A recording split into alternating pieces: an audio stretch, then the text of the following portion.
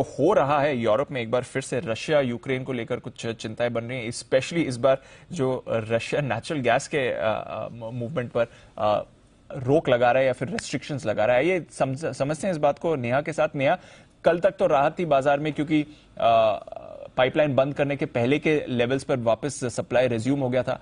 आज ये कह रहे हैं कि आधा कर देंगे सप्लाई, ऐसा क्या हो गया है? दीपांशु, क्लियरली जितनी रिपोर्ट्स मैंने पढ़ी हैं वो दो शब्दों का इस्तेमाल कर रहे हैं रशिया की तरफ से, एनर्जी ब्लैकमेल।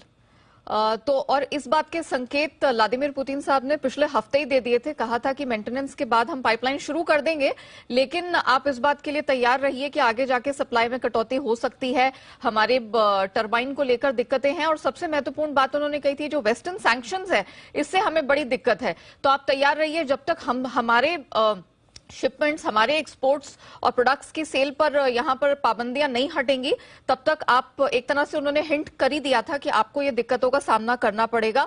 और वही आज हमने होते हुए देखा है।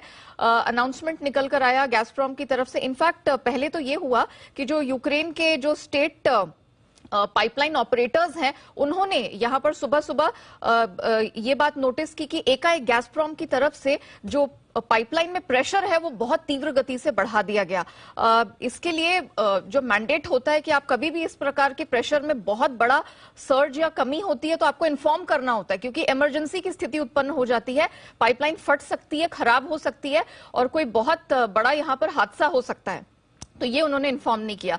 बाद में ये खबर निकल कर आई कि गैसप्रॉम ने कहा कि हम अब जो कैपेसिटी है उसको आधा कर देंगे। पहले 40% था फुल कैपेसिटी का, अब 20% कर देंगे। मतलब आने वाले बुधवार से, और भारतीय समयानुसार सुबह 9:30 बजे, यानी कि कल सुबह 9:30 बजे से जो गैसप्रॉम रशिया से जो गैस जर्मनी जाती है वो घटकर 33 क्यूबिक मीटर प्रतिदिन हो जाएगी। आपको बता दूं, पूरी कैपेसिटी नॉर्थ स्ट्रीम पाइपलाइन 1 की 160 मिलियन क्यूबिक मीटर प्रतिदिन की, और पूरे साल की जो है 55 बिलियन क्यूबिक मीटर एनुअली है। तो आप समझ सकते हैं कि किस प्रकार से पहले 40% किया, शुरुआत 30% से की, 40% किया और अब सीधा 20%। और अब ये भी खबर निकल कर आ रही है, बहुत सारे यूरोपीय राजनेता मान रहे हैं कि आप बिल्कुल तैयार रहिए कि पूरी तरह से ये फिर से एक बार गैस पाइपलाइन बंद कर देंगे। गैसप्रॉम कह रहा है कि दूसरी टर्बाइन में प्रॉब्लम आ गई है, लेकिन जर्मनी मानने को तैयार नहीं है।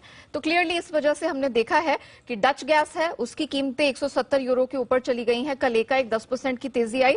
यूके गैस 5 महीने की ऊंचाई पर चली गई है।